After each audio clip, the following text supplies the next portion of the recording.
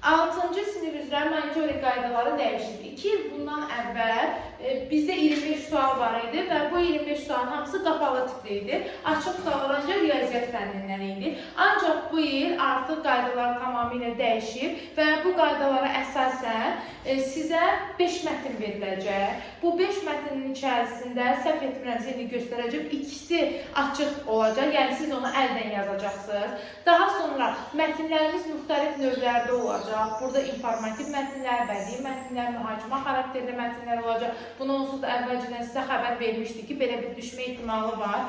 Yəni, biz imtahana daha ciddi, məsuliyyətli formada artıq davam eləməliyik fəaliyyətimizə. Adı nədir? Məsələn, bəzən biz oxu əvəzində oxu savadlığı ifadəsindən istifadə edirik. Bu deyil, oxunun daha şuurlu aparılmasını. Bir var şuursuz, necə gəldi oxuyasan və onu unudasan. Oxu savadlığı deyəndə isə bunun şuurlu formada aparılması nəzərdə tutulur.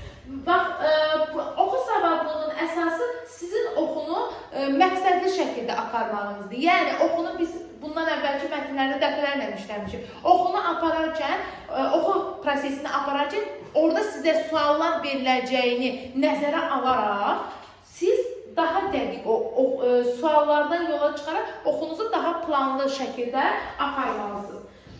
Oxu savadlığı çərçivə sənədində mətnlər 6 əsas kateqoriyada qruplaşdırılır. Növ baxımından bədii mətnlər, keçmişik, təsviri mətnlər, argumentativ mətnlər, təlimat xarakterli mətnlər, əməli yazı nümunələri, bax bizim bayaq danışdığımız ərizədir, arayışdır, elandır və söz tanıma, yəni adlandırma tipli mətn növlərindən istifadə oluna bilər. Bunların çoxu bizim üçün aydındır. Bədii mətindir, təsviri mətindir, argument gətirərək, yəni faktlar gətirərək verilən mətnlər, təlimat xarakterli mətnlər. Orada sizə bir mətn verilir ki, bu təlimatlara əsasən, məsələn, siz mətnin ardıcıllığını qura bilərsiniz və yaxud da təlimatlardan çıxış edərək onu plan bəndləri əsasında göstərə bilərsiniz. Əməli yazı növləri bayaq dedik və söz tanıma, adlandırma ilə bağlı olan mətnlər. Çox güman ki, bu cür mətnlərdə sizə müəyyən bir şəkillər verəcək və onu adlandıracaqsınız buna görə siz. Və burada da yenə deyirik ki, bunlar daha çox şagirdlərin öyrəndiyi mətnlərdir. Bədii mətnlərin bax formasını. Deyir, bədii mətnlər hadisələrin gedişini, personajların və əsas ideyaları süjet əsasına quraraq oxucuya təqdim edir. Bədii mətnlər, yəni nəqdi mətnlərdə söhbət nədən gedir? Adətən deyir, bunlar hekayə formasında tərtib olunurlar və qısa hekayələr, gündəlik qeydlər. Sizin də ən çox sevdiyiniz onsuz da mətnlər bədii mətnlərdir. Çünki bədii mətnləri tez rahat qavraya bilirsiniz. İnformativ mətn nə idi? Müəyyən bir informasiya vermək üçün, ötürmək üçün istifadə olunur. Bəli, insanlara, əşyalara, hadisələrə, anlayışları və ya müəyyən vəziyyətləri obyektiv şəkildə təqdim etməyə yönəlir. Bu cür mətnlərdə şəxslərin xüsusiyyətləri, məkanların təsviri, obyektlərin xüsusiyyətləri, qarşıya çıxan problemlər axıcı məlumat xarakteri. Məsələn, nümunə 2-də verilirdir bizə, indi baxacaqdır. Nümunə 2 informativ mətndir, qiymətləndirmə zamanı müqayisə bu heç bu bizidir. Gəlir argumentativ mətnlər. Argumentativ mətnlərdə də bilirsiniz ki, argumentlərə əsaslanır. Yəni nəyə? Faktlara əsaslanır. Müəyyən bir fikir və ya yanaşmanı irəli sürən və ya onu əsaslandıran mətnlərdir. Bu mətnlərin əsas məqsədi adətən oxucunu müəyyən mövqeyə inandırmaqdır. Xatırlayın, bizim bu cür mətnlərimiz var idi. Mövqe qoyurduq ortaya ki, biz bunu inandıra bilirikmi qarşı tərəfi? Daha sadə formaları isə insanların öz seçimlərini müzakirə etdiyi və ya onlara əsaslandığı nümunələrdir. Təlimat xarakterli mətnlər, məsələn, təlimat verici mətn. Müəyyən bir işi yerinə yetirmək üçün nələrin tələb olduğunu izah edir. Bu tip mətnlərə hər hansı bir yerə getmək üçün verilən göstəricilər, eləsə nə isə hazırlaması və ya müəyyən bir fəaliyyətin icrası ilə bağlı təlimatlar verilə bilər. Məsəl üçün, sizə bir mətn verə bilər. Orada tutalım ki, verə bilər ki, bir güldandır. Məsələn, siz bu güldanı hansı ardıcıllıqdan çəkə bilərsiniz, onun təlimatını sizə verə bilər və siz onları ardıcıl şəkildə qurlaşdırıb mətndə bu cür izah verməlisiniz. Əməli yazı nümunələri uşaqlar, bayaq dediyimiz müəyyən bir əməliyyatı həyata keçirmək, məsələn, hər hansı işin icrasını təşkil etmək məqsədidir. Məsələn, bildiriş, bayaq dedik, məktub, dəvətnamə, elan və s. tipli məzmunlar belə mətnlərə nümunə kimi verilə bilər. İndi biz elanı 5-ci sinifdə keçmişik, yenə bir daha onun üstünə qayıdarıq. Bildiriş nümunəsi sizə təqdim edərik, məktub nümunəsi təqdim edərik sizə. Dəvətnaməmin bu aydın məsələdir. Bundan sonra siz bu mətnləri işləməkdə əziyyət çəkməyəcəksiniz. Sonra gəlin indi söz artırma, yəni adlandırma mətnləri isə obyektləri tanımaq və yaxud da adlandırmaq üçün istifadə olunur. Adətən bir sözdən və ya az sayılı söz birləşməsindən ibarət mətndir. Bu tip mətnlər sözlərin tanınması kimi təməl bacarıqları bizdə inkişaf etdirir. Gəlin mətnin formatı. Deməli, uşaqlar, verbal mətnlər var, verbal qrafik mətnlər var və də qarışıq mətnlər var. Burada verbal mətn kimi gəlin, məzmun başdan sona yalnız nəsr şəklində verilir. Biz bilirik ki, nəsr nədir? Nəzm şəkli nədir? Nəzm şeir formasında olur, nəsr adi danışıq formasında.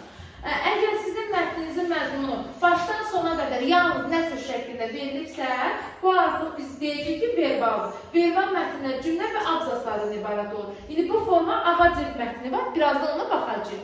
Sonra qeyri-verbal formatlarda işləmişdik. Bax, inişir ki, diaqramlardan istifadə olunur orada, sonra cədvəllərdən, xəritələrdən və müxtəlif siyahılar daxildir. Bu yanaşma ikinci nömrə. Sizin verbal, qeyri-verbal bilməyinizə ehtiyac yoxdur. Sadəcə olaraq siz bilin ki, siz necə mətnlərlə rastlaşacaq. Şəkilli mətnlər düşə bilər sizə, cədvəl tipli mətnlər düşə bilər sizə. İndi nümunədə görəcəksiniz. Qarışıq, kompozit mətnlər var. Bunlar da bir neçə hissədən ibarət olacaq. Bura həm mətn, həm də qrafik təsvir. Yəni, həm mətn veriləcək, həm də qrafiki veriləcəkdir. Və siz onları həll etməyə çalışırsınız. Bura jurnal məqalələri və yaxud da reklamlar aid edilə bilərlər. Bu prosesə nümunə verir bizə ağac mətni. Deyir ki, birdən böyük fırtına qopsa və evimiz uçsa nə olar? Qardaşım Samir şənbə günü səhər yeməyində soruşdu. Atam çeynədiyi tikəsini udaraq, onda mən evi təmir edərəm dedi. Mənim təmir və tikinti işlərindən yaxşı başım çıxır.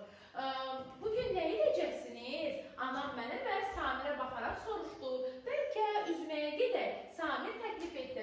Atam başını buladı. Çox soyuqdur. Bəs alış-veriş mən dilləndim. Bu həftə sonu alış-veriş üçün büdcə ayırmamışıq. Sara, anam ciddi şəkildə bildirdi. Gəlin ağacda bir ev tikək. Atam əllərini bir-birinə sürtərək dedi. Hə, Samirlə birlikdə qışqırdı. Deməli, anam isə sadəcə bunu dedi. Anam bütün səhəri ağacdan ev tikməklə məşğul oldu. Atam bütün səhəri ağacdan ev tikməklə məşğul oldu. Samirlə mən ona alətləri daşıyırdım. Atam çəkiclə baş barmağını zədələdi. Sonra mişarla əlini yaraladı. Boyanı bütün üst başına dağıtdı. Nəhayət hazırdır. Atam elan etdi. Ağac ev biraz qəribə görünürdü. Yana eğmişdi. Qəflətən evin damı uçdu. Sonra isə atam ağacdan yıxıldı. Ana, Samir qışqırdı. Yaxşıyam, atam səsləndi. Anam çölə çıxdı və ağac evə baxdı. Başını buladı. Çəkici götürüb Sara mismarı ver dedi. Çox keçmədi ki, ağac evin damı düzəldi. Deməli, görürsünüzmü? Ertəsi gün səhər yeməyində Samir soruşdu. Bəs bir gün güzlüklə gəlib eyvanımızı aparsa nə olar? Hamımız atama tərəf baxdıq. Bu səhər heç danışmaq həvəsində deyiləm. Atam qəzetini açaraq dodaqaltı cavab verdi. Anam güldü və hamımızı bərk-bərk qucaqladı. Bu mətn məsəl üçün sizə verilibdir. Görürsünüzmü? Bir bədii mətn formasında nəql etmə yolu ilə verilibdir. İndi gəlin nümunə işə baxaq. Hə? Bu qədər də kiçik hesab olunmaz.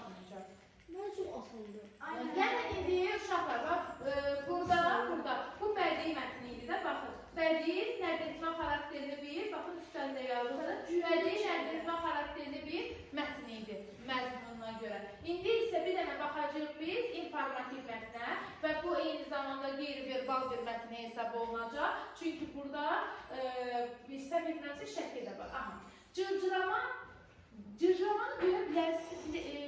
bilirsənmi?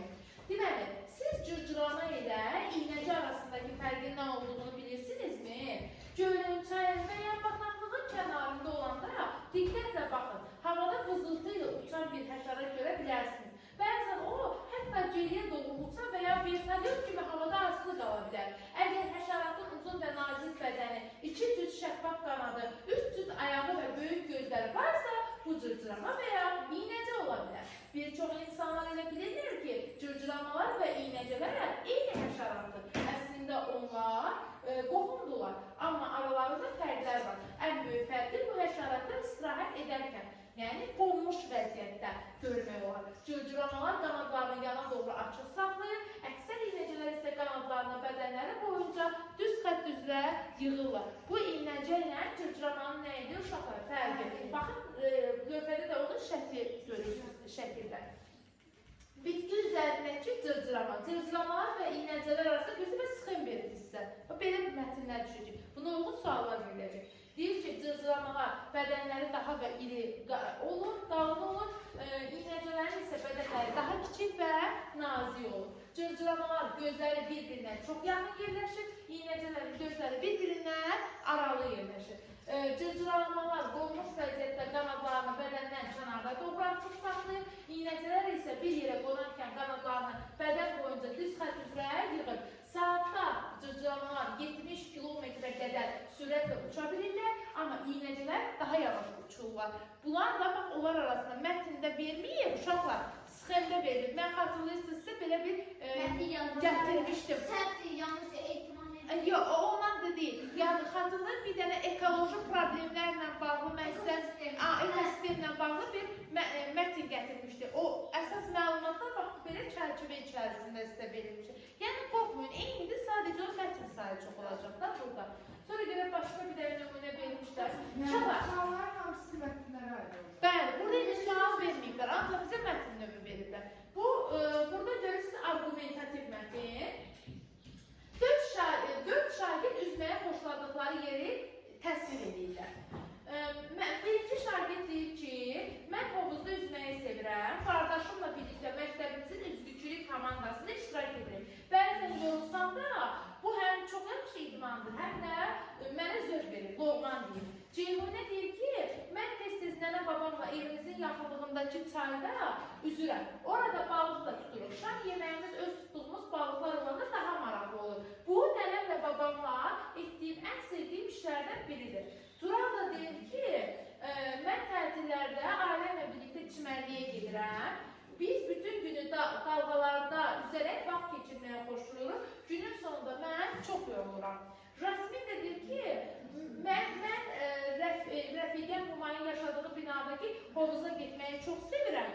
Təhlükəsiz olsun deyə, yalnız böyüklər yanımızda olanda üzə bilirik. Bu da bir argumentativ mətindir. Təlimat verici mətin, baxın.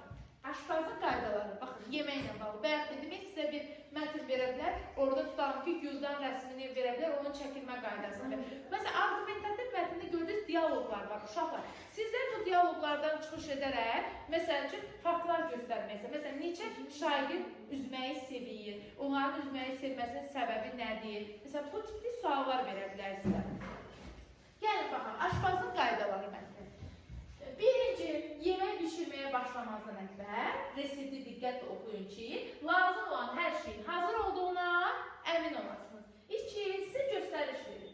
Yemək bişirməyə başlamazdan əvvəl əllərinizi yuyun və önlük taxın. Üçüncü, istifadə edəcəyiniz ərzaqların ölçüsünə və çəkisinə dəqiq riayət edin. Dördüncü, isti qab-qacağı götürərkən, eləcə də soba ilə işləyərkən mütləq mətbəx əlcəyindən istifadə edin.